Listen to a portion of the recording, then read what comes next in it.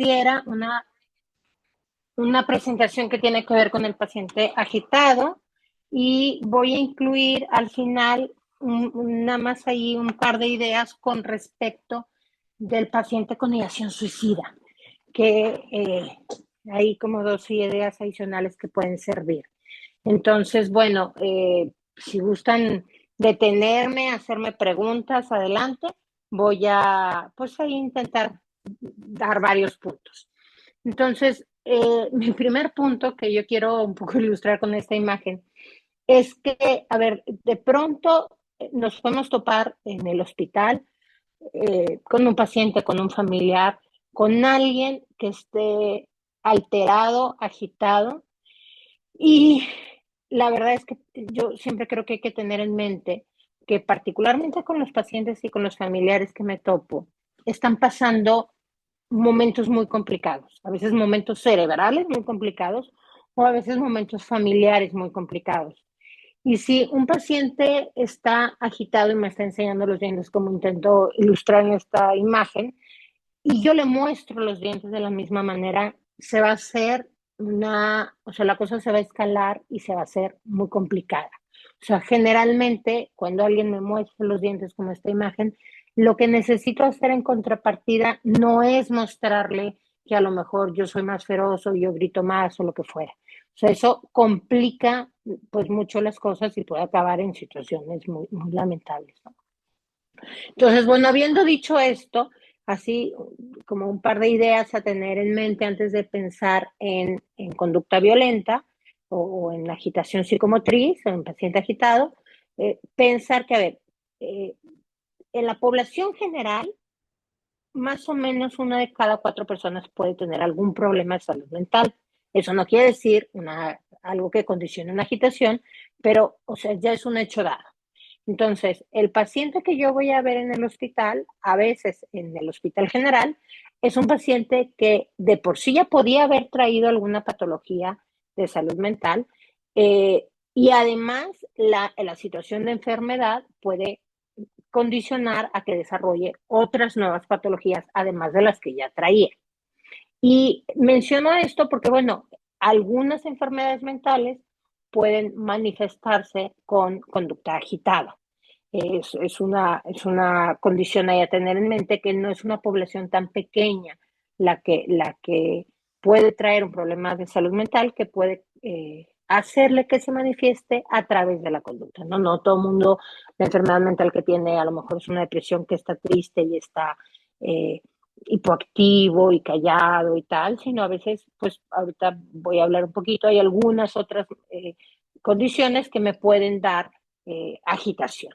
Entonces, o sea, la agitación, pues alguien puede estar, vamos a decir, de poco agitado a mucho agitado. Ahorita va a ir quedando un poquito más claro, pero es un estado en el que mi mente, mi cerebro está excitado y se traduce en un aumento de la actividad motora eh, y en general en un aumento de mis voz, de mis ademanes, y esa parte puede, o sea, cuando alguien empieza a estar agitado, puedo empezar de verme incómodo, de ver a mi alrededor, de quitarme el suéter, de empezar a mover las manos o de empezar a hablar más o de empezar a ver rutas de escape, estoy hablando a lo mejor de un paciente que se agita, a eventualmente tornarse violento.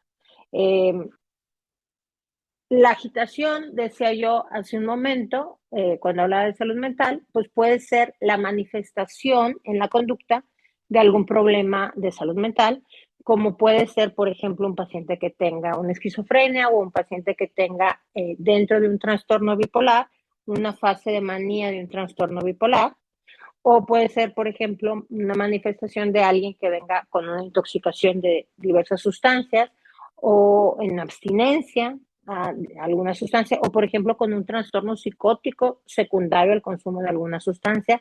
De hecho, pensaría que este rubrito es uno muy común. O sea, creo que en los hospitales en general es un rubro muy común que vemos y no siempre la familia sabe qué pasó o sabe que el paciente viene intoxicado y llega por una conducta extraña, llega a un área de urgencias y el paciente a lo mejor puede estar muy agitado por X sustancias que hayan consumido. Digo, desde alcohol hasta diversos psicotrópicos, que hoy por hoy mucho más estamos viendo consumos de meté, de ayahuasca, de peyote, de hongos, de lo que fuera, y alguien puede venir en una intoxicación y como síntoma predominante lo que yo puedo estar viendo es agitación, a lo mejor acompañada de síntomas psicóticos. Alguien puede venir, tener agitación por un estado de ansiedad extrema, o bueno, alguien puede tener una personalidad con muy pobre control de impulsos digamos, lo veo agitado ahora y a lo mejor ha tenido episodios de agitación a lo largo de la vida como una parte de su personalidad, digamos. Y este último, de hecho es muy común, alguien puede tener agitación por algún problema neurológico que está atravesando en ese momento, por una encefalitis, por un delirium, muy, muy común. Pacientes que son operados, a lo mejor a algunos de ustedes les ha tocado verlo, en el postoperatorio se pueden empezar a agitar o lo pasan a terapia y en terapia se empieza a agitar el paciente. Y pues hay que eh, sedar, bueno, ahorita entraremos a eso, a veces hay que sujetar, porque, bueno, pues evidentemente en un estado más crítico de salud física en general, pues esta agitación puede comprometer lo fuera, se empieza a descanalizar o se empiezan a quitar, si está intubado, se empieza a quitar la intubación, o lo que fuera, ¿no? Entonces puede por ahí también ponerse en riesgo o en peligro. Y bueno, todos estos, por un lado, es el peligro que puede representar para el paciente mismo y luego también el peligro que puede representar pues para otros pacientes o para el personal. Digo, hay pacientes que pueden estar en un estado de agitación, que llegue a la violencia y que aunque el paciente no pretende dañar a nadie, pues indirectamente puede, eh, pues sí, agitarse al grado que acabe siendo un peligro, ¿no? Entonces, como personal de salud es importante como en tanto antes lo detenga, la cosa se escala menos. Eh, yo recuerdo cuando era residente de primer año, yo creo que por estas fechas, ¿no? Que ahora estarán por entrar nuevos residentes, pero estábamos recién entrados, a lo mejor no teníamos ni una semana de haber entrado a la especialidad y una R4 que salía nos fue a dar este tema de agitación y de paciente agitado y de violencia y nos decía, a ver, o sea, ustedes son residentes de psiquiatría, ustedes no son guardias de seguridad, ustedes no son boxeadores, nadie viene a probar que es valiente y que, no sé, es fuerte y que se atreve a enfrentar tal. Ustedes están y esto se los transmito, si uno está en una situación con un paciente, digo, creo que sucede un poco más cuando uno está, por ejemplo, con urgencias, con un paciente que no conozco, que no sé por qué viene, pero claro, puede suceder en cualquier setting hospitalario. Y yo empiezo a sentir temor o incomodidad, vale la pena hacerle caso a lo que estoy sintiendo.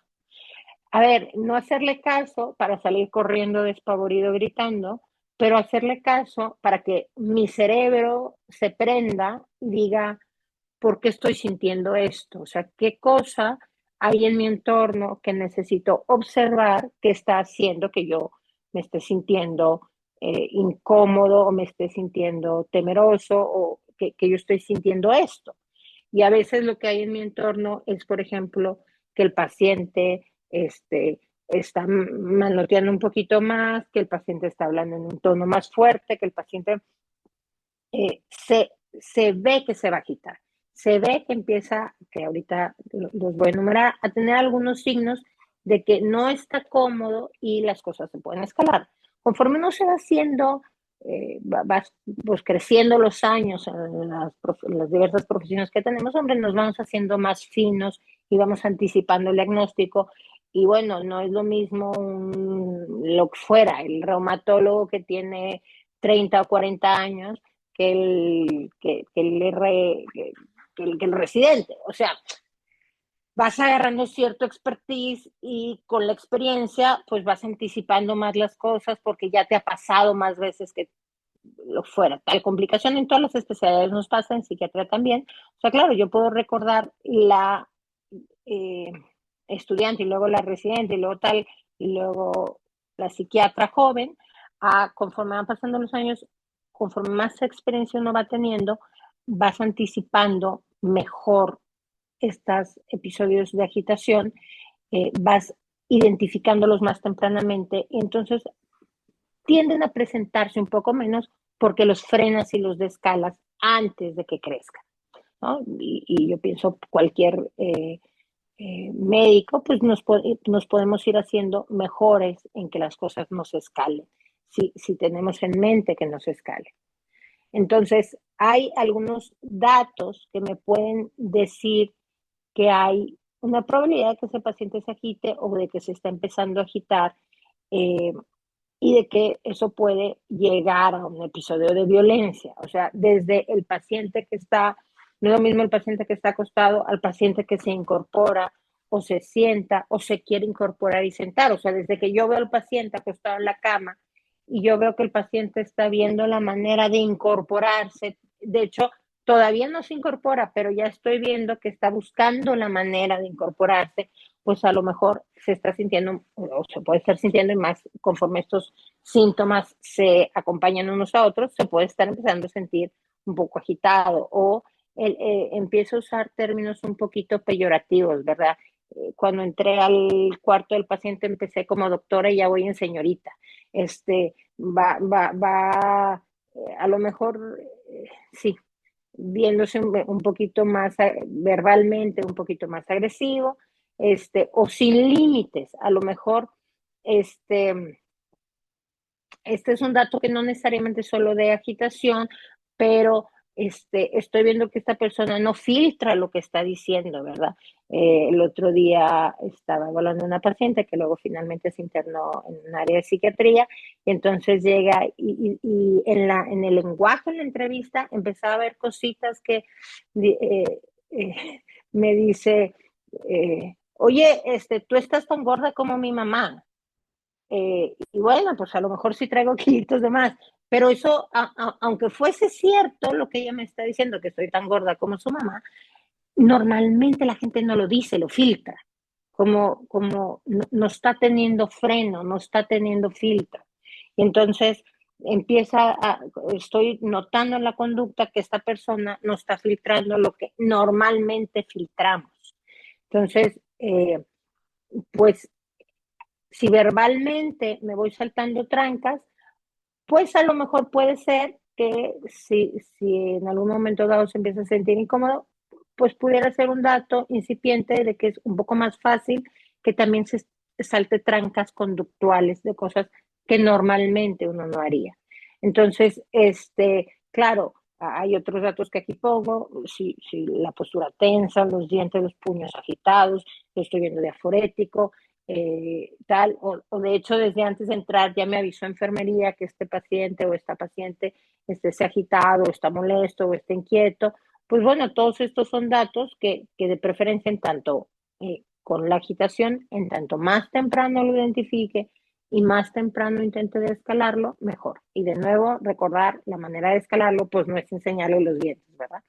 Entonces, pues de preferencia lo primero es prevenir y actuar lo más oportunamente. Y la parte de poder de escalar a alguien que se está agitando, pues lo primero, de hecho, tiene que ver con mi actitud, que ahorita les voy a dar como puntos concretos, y con lo verbal que yo puedo hacer. Cuando esto no es suficiente, por ejemplo, un paciente viene intoxicado por una sustancia, está francamente agitado y a lo mejor mi actitud y lo verbal que yo pueda hacer, como quiera lo voy a hacer, pero no van a ser suficientes. Voy a necesitar a lo mejor llegar a tener contención física y contención farmacológica. Claro, ante un episodio de agitación, lo primero es eso y si yo estoy viendo que las cosas se agitan de nuevo, intervengo rápidamente y si ya se agitó, intervengo más rápidamente.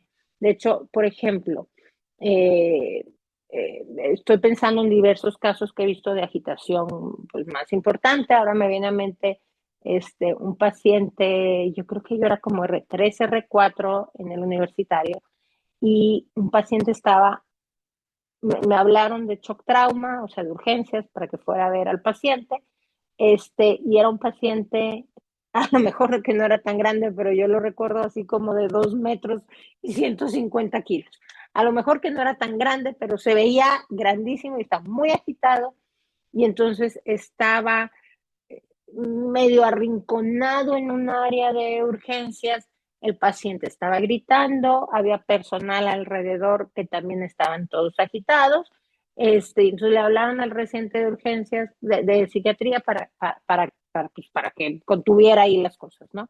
Entonces, uh, ahí, por ejemplo, en una situación que las cosas ya se descalaron, que el paciente ya está gritando, que está amenazando, creo que trae una silla en la mano, o sea, las cosas ya están violentas, pues aunque mi actitud y lo verbal que ahorita voy a enumerar, sí hay que hacerlas, pues desde que me lo dijeron y a lo lejos ve al paciente, le dije a una enfermera, necesito que me consigas, y ahorita voy a ir sobre eso, 10 guardias y que me prepares una jeringa con diazepam, y que me prepares una jeringa con aldol, y que me prepares tal. Y cuando me acerco con el paciente hago lo que ahora voy a decir, digamos, previo, pero ya traigo como quiera, vamos a decir, en la bolsa, las otras medidas que de hecho, en este caso, pues sí, fueron necesarias porque las cosas ya estaban, pues muy comprometidas, ¿no? Entonces, claro, lo primero es eso. No me pongo a averiguar tanto qué pasó, eso me voy a poner a averiguar un poquito después, el diagnóstico diferencial y tal, pero cuando las cosas se están escalando, lo primero que tengo que hacer es desescalar. Ya luego veré qué sigue y por qué pasó esto y qué sigue, pero ahora sí que como el emoji que luego mandan en mensajes, vamos a calmarnos, ¿verdad? Mandan una botellita de ribotril que dice vamos a calmarnos, y ya después averiguamos qué fue lo que pasó. Pienso, bueno, hasta en las discusiones de pareja, si yo estoy bien alterado, de repente me toca ver parejas que uno está bien alterado y le dice, te quiero decir algo, pero no te lo digo, y el otro le dice, dímelo, a ver, dímelo a la cara. Y me ha pasado en alguna sesión de pareja decir, no se lo digas. O sea, si piensas que lo que le vas a decir le va a lastimar al otro, no se lo digas. O sea, no nos decimos las cosas para lastimarnos, nos decimos con el cerebro prendido los dos para poderlo trabajar, pero si piensas que lo que le vas a decir lo va a lastimar, no se lo digas así. Vamos a calmarnos y vamos a ver la mejor manera de comunicarlo, ¿no? Entonces, pues esto en un caso de agitación en un paciente, pues más, ¿no? Entonces, a ver, un paciente que yo sé que se puede agitar, o yo sé que ya llegó molesto, por ejemplo, en área de urgencias, o sé que ya tuvo en el postoperatorio algo de agitación, lo voy a pasar a un área del hospital, o si se va a internar, voy a buscar un cuarto que de hecho esté cerca de control de enfermería, que pueda ser, por ejemplo, si es un área abierta de urgencias, por ejemplo, estoy pensando en urgencias del San José, que los cubículos están divididos por cortinitas, pues a ver en qué área puede estar algo contenido, por ejemplo, a lo mejor todos tienen presente, ahí en el San José, generalmente cuando un paciente está agitado, hay como un cuarto que está bajando una rampita a la vuelta, y generalmente los ponen en ese cuarto. La cosa es que, aunque sí necesita ser un área con algo de más privacidad, tiene que ser un área que está muy observada y que no está olvidada de enfermería y olvidada de todo, porque el paciente que se está agitando, que tiene tendencia a agitarse, hay que resolverlo pues rápido, porque si no, pues el paciente mismo de nuevo se puede hacer daño, y además a lo mejor va a comprometer un poquito el área. Entonces, y un paciente que está agitado, igual que un paciente que tiene ideación suicida, que les decía al final voy a mencionar 2 o 3 ideas, pues no es un paciente que puede estar solo ni con la puerta cerrada. Eh, entonces, si yo, vamos a decir, bueno, eso es un área de urgencias, pero yo voy a entrar al cuarto de un paciente que ya me dijeron que está molesto, que está agitado, y más si yo no lo conozco, y voy a entrar a su cuarto, a un cuarto de hospital. Yo siempre voy a estar, digo, ahora no es posible estar en el mismo sitio que lo pueda yo actuar, pero vamos a decir, yo siempre voy a estar entre la puerta y el paciente. O sea, no me voy a ir como del otro lado de la cama o no me voy a ir en el rincón en el que me va a costar más trabajo si la cosa se agita, sentirme yo misma, segura, en una situación de seguridad física mía.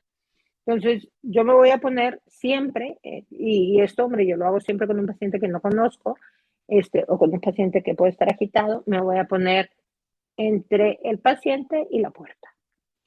Eh, a una distancia de al menos una zancada, 2 zancadas. De manera que aún si el paciente, que bueno, a mí, digo, a lo mejor como psiquiatra es un riesgo profesional, me ha pasado algunas veces que algún paciente se me aviente encima, pues voy a estar a una distancia que si alguien se me avienta encima, pues llevo 2 pasos de ventaja, ¿verdad?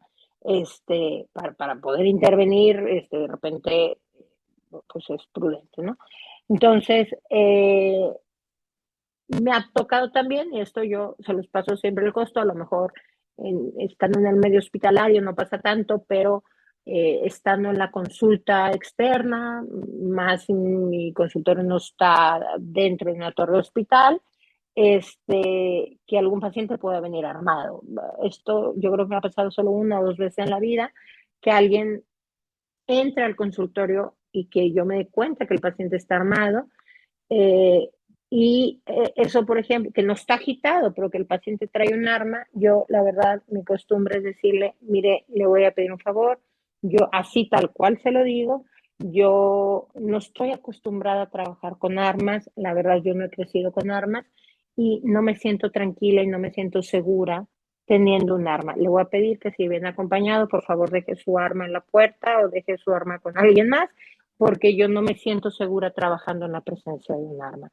No me hace pensar con claridad, no me siento cómoda, no me siento segura.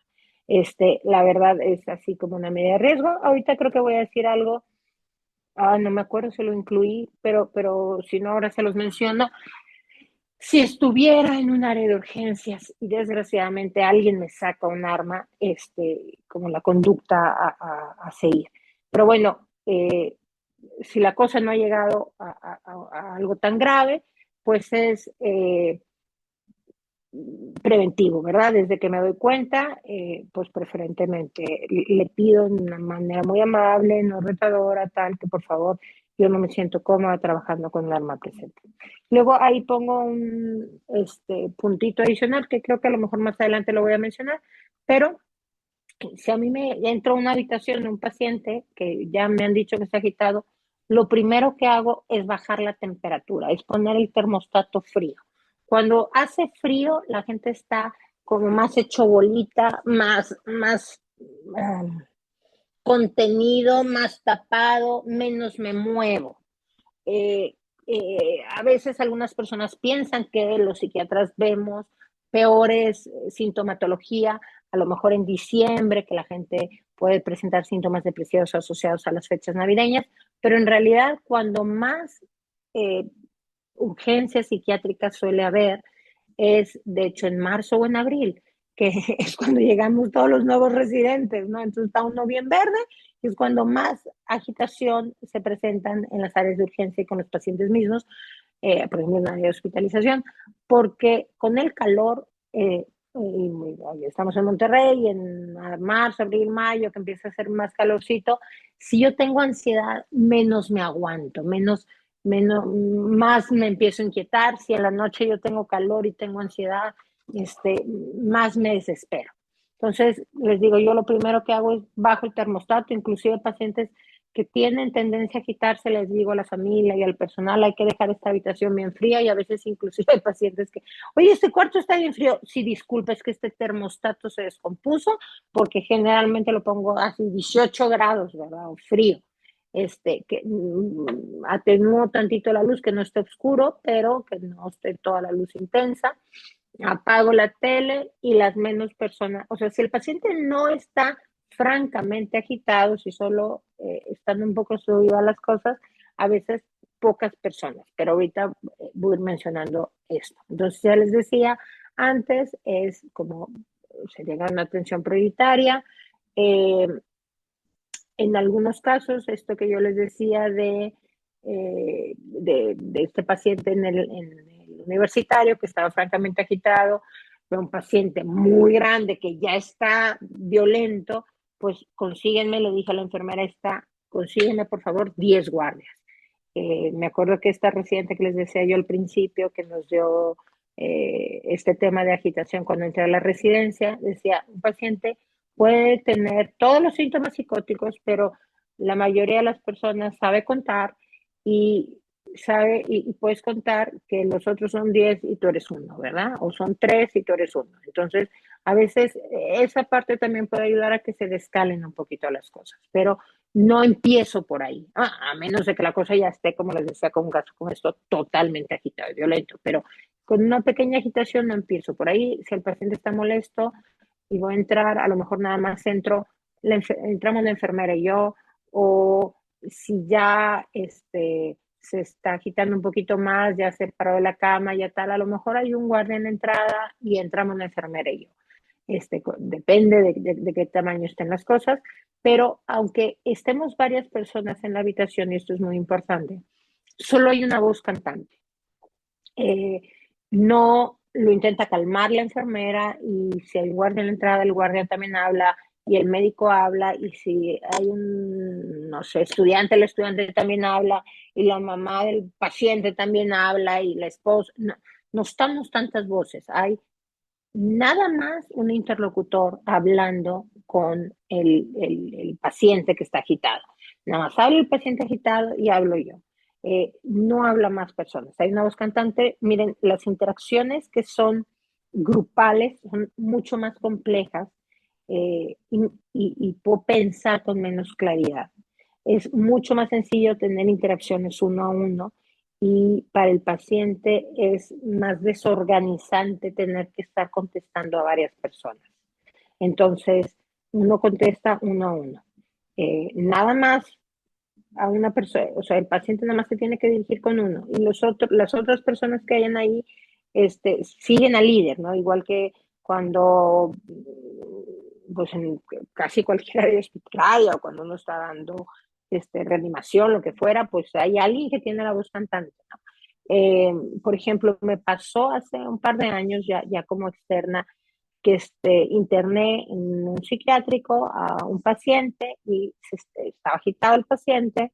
Llego, entro a ver al paciente junto con la enfermería y empiezo a hablar con el paciente y un guardia nuevo que había ahí empieza también a intentar convencer al paciente y hablar con el paciente y de hecho a darle indicaciones que no eran las indicaciones que yo estaba dando o que yo daría, pero si yo me pongo a discutir con el guardia, el paciente está agitado y me pongo a discutir con el guardia cuando yo estoy ahí, eso se hace un circo. Entonces, la verdad en ese momento, ni hablar, me callé, dejé hablar al guardia, tal, y en cuanto se calmaron un poquito las cosas, ya salimos y pues ya la enfermería y yo le pedimos al guardia tal, le dijimos, se habló con él, lo que fuera, pero no hacemos un zafarrancho allá porque las cosas se escalan, o sea, ahí ni es una lucha de egos, o sea, ni con el paciente, ni con el personal, ni con nadie, la intención es de escalar las cosas.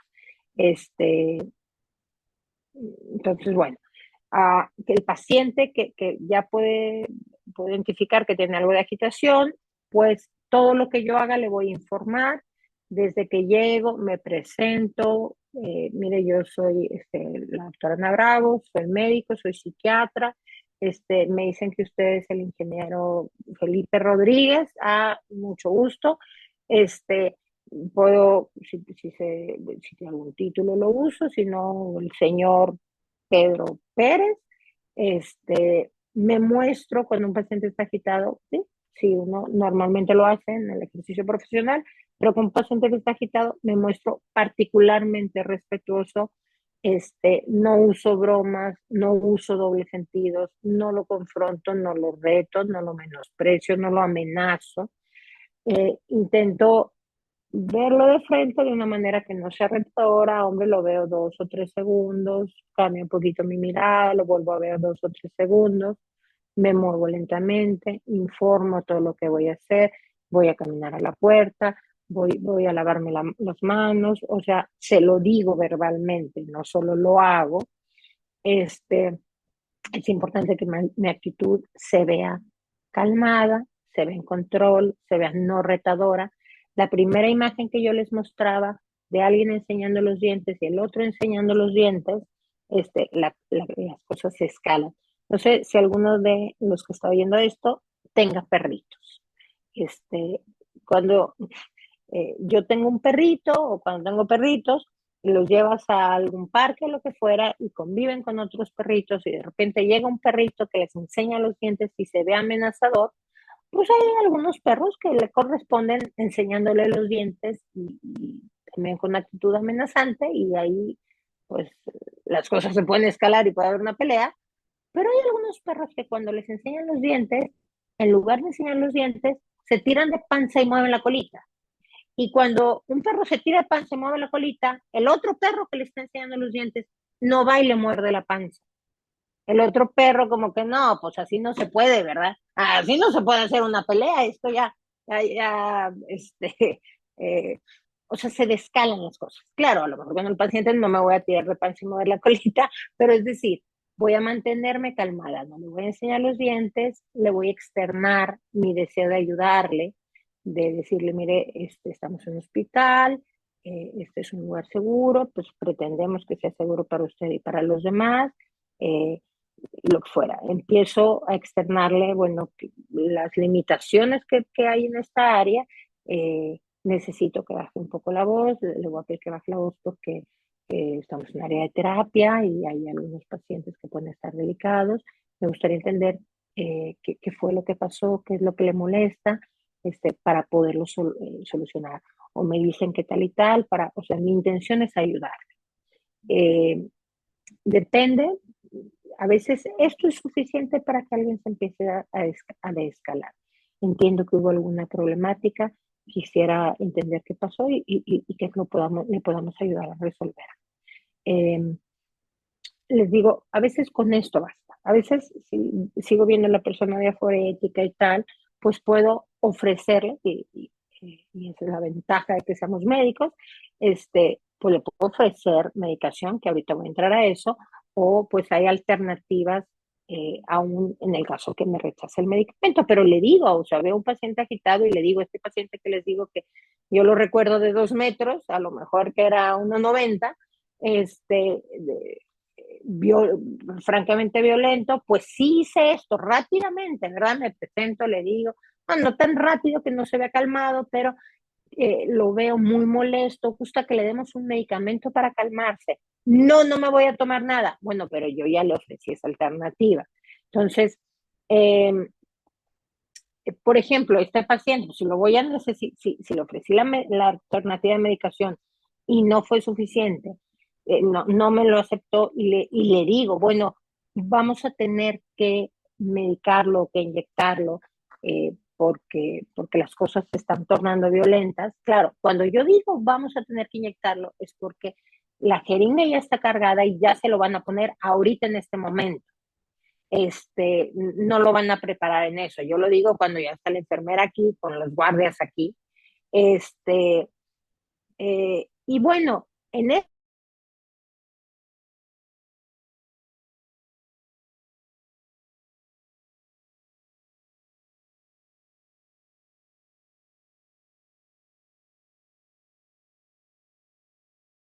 ustedes están familiarizados con el personal, con los guardias de seguridad, a lo mejor no, porque, claro, no visten como guardias, pues traen traje. Pero bueno, yo algunos ya los conozco un poco mejor, entonces, pues hacen las cosas bastante bien, muy discretamente, muy respetuosamente.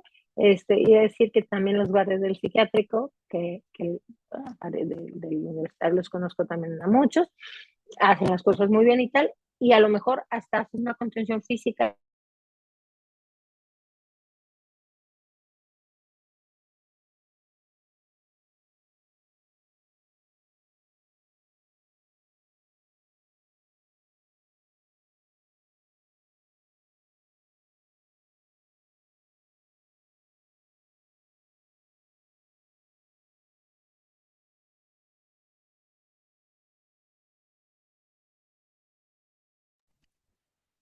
Doctora, perdón que interrumpa, creo que se perdió el audio.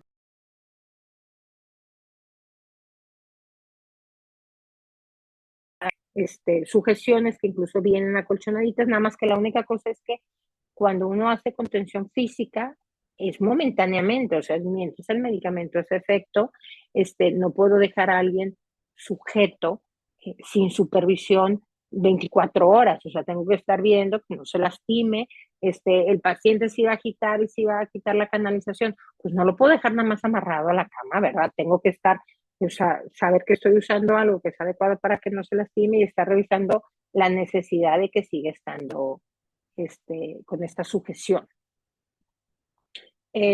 Hablando de lo farmacológico, pues depende de qué tan agitado esté alguien, es un poco qué voy a usar.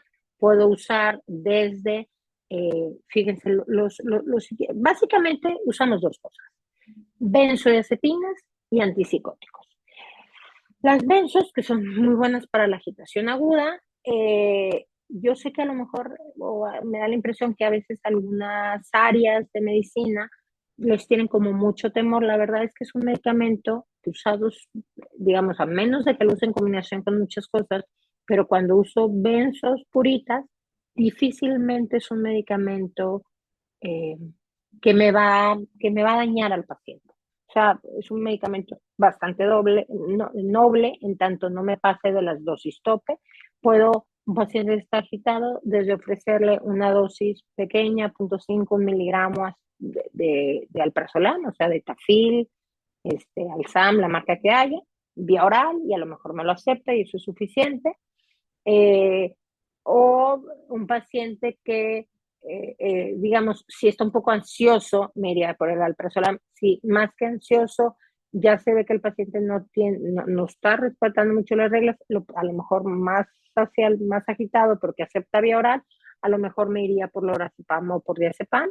De hecho, lorazepam es una excelente opción. O sea, lorazepam es una excelente opción porque además el lorazepam hay vía oral, hay intramuscular, hay, ¿no?, varias maneras de administrarlo, el diazepam también.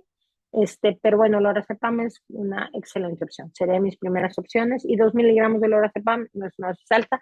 A veces pasa que, algunos médicos les da temor dar medicamento y dicen, es que no le funcionó, bueno, pero porque doy una dosis muy chiquita.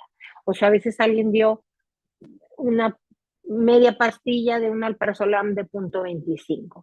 Bueno, probablemente es una dosis tan chiquita como para un niño muy pequeño. O dieron del lorazepam de 1 miligramo media pastilla, pues es una dosis muy chiquitita. Eso difícilmente le va, a lo mejor ni, no sé, ni para el examen, ni para un examen me va a bajar la ansiedad, ¿no? Ahora, si hay una agitación psicomotriz más importante o el paciente tiene una crisis psicótica, de nuevo, le ofrezco la vía oral y pues nos vamos por una de esas dos, o por antipsicótico o por benzo.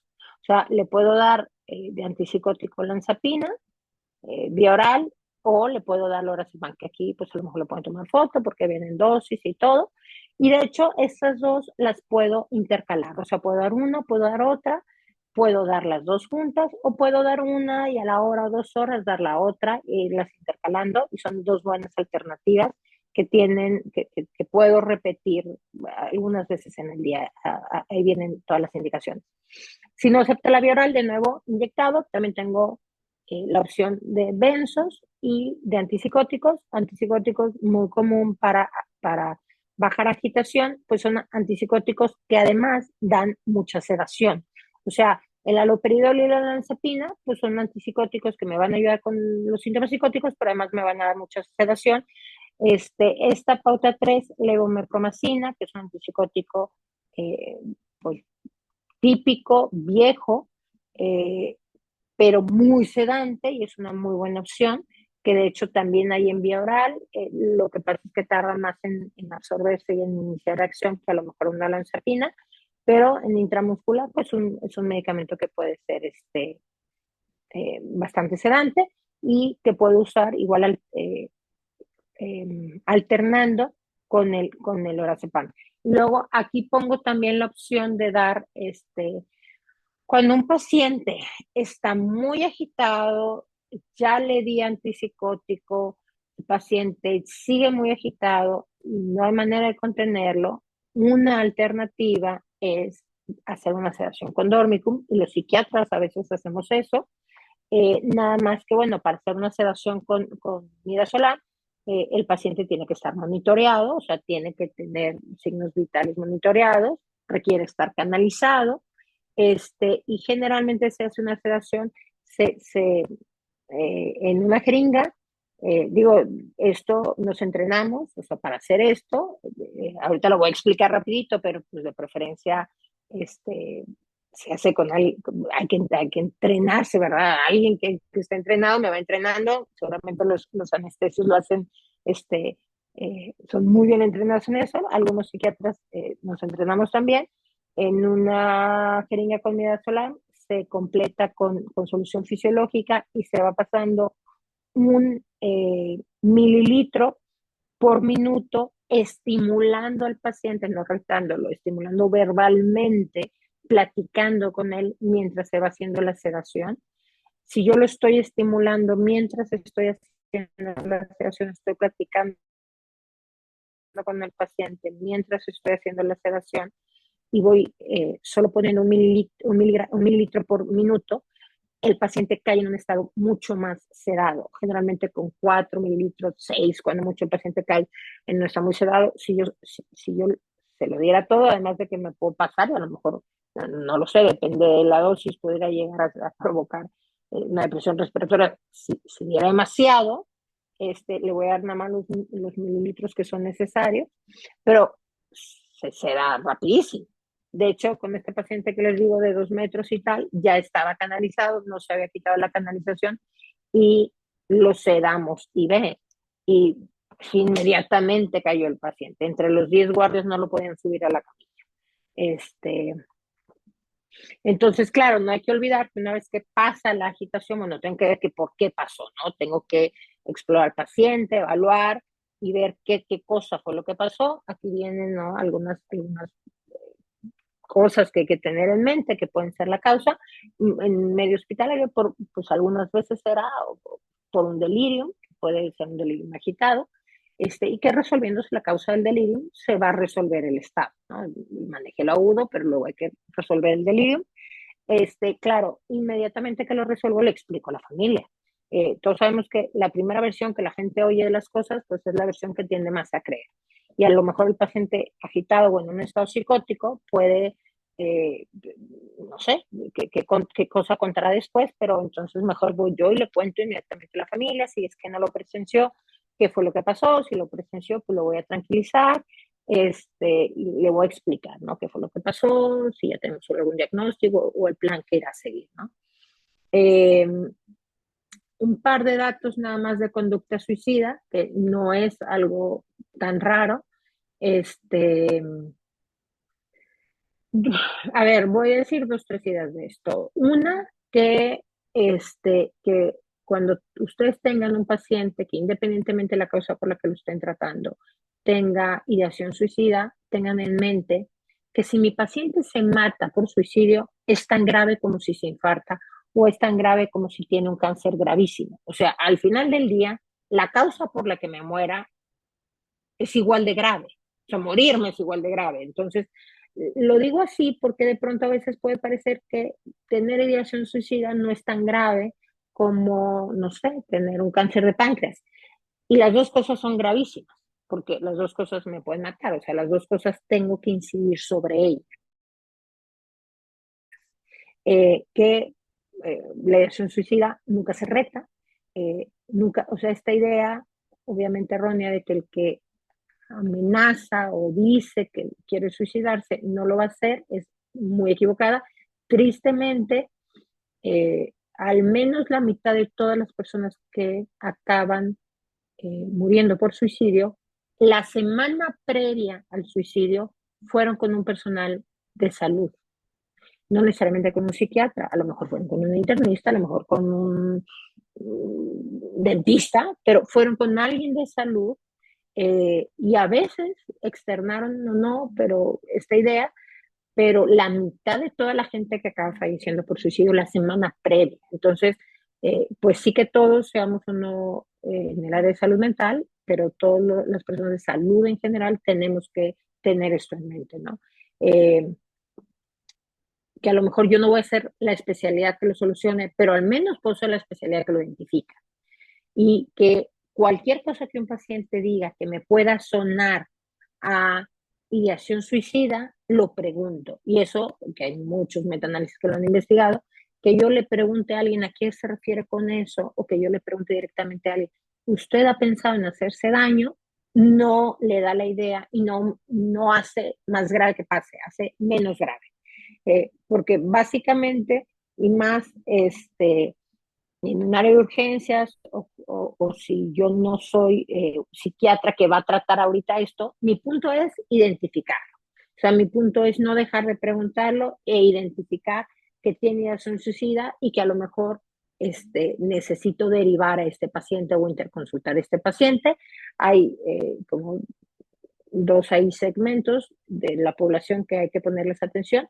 Un segmento muy importante son hombres de mediana edad que recientemente hayan quedado viudos o se hayan divorciado, más si perdieron el empleo, tienen dificultades económicas o laborales.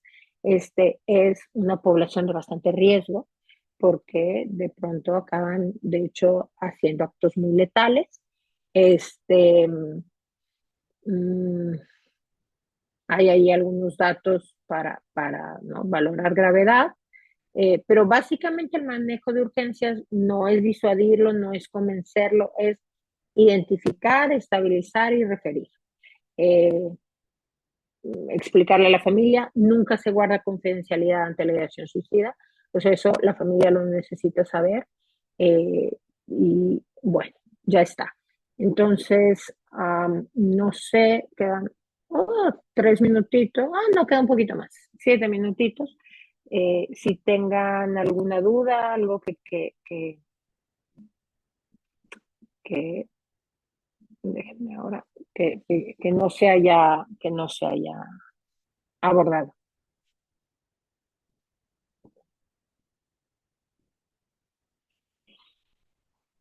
Hola, doctora. Hola, hola. Buenos días. Buen día. Primero que nada, muchas gracias. Me gustó mucho su sesión porque me gustó que como que tocó diferentes puntos importantes, muchas cosas que yo creo que a veces no pensamos y pues sí nos enfrentamos bastante con pacientes pues agitados, más que nada en el metropolitano, de repente en las guardias. Y yo tengo una duda, por ejemplo, un paciente que no acepta vía oral y de las pautas, opciones que nos puso en la presentación, o sea, podemos también como utilizar varias como intercalado o Ujú. idealmente. Particularmente, fíjate, particularmente, o sea, mi conducta inicial es, o sea, veo al paciente y pienso, ok, antipsicótico, benzo o antipsicótico y benzo. O sea, no sé, depende también que tenga mano. A lo mejor si tengo lanzapina, puedo darle lanzapina solo. Fíjate que si solo tengo Aldol, pienso Aldol y benzo. La olanzapina es bastante sedante. El aldol es muy bueno para la agitación, pero no es tan sedante como la olanzapina, no tan rápidamente sedante. Entonces, si el paciente está muy agitado, pienso aldol y benzo. Por ejemplo, aldol orazepam, maravilloso. O aldol y valium. Eh, y los inyecto, nada más los inyecto en jeringas distintas, el antipsicótico y la benzo y puedo inyectar y dependiendo cuál, repetir a lo mejor a la hora uno o los dos, o puedo intercalar. Los puedo dar juntos o intercalados, nada más respetando las dosis máximas de cada uno. Muchas gracias, doctora. Muy bien, ¿alguien más? ¿Alguna pregunta?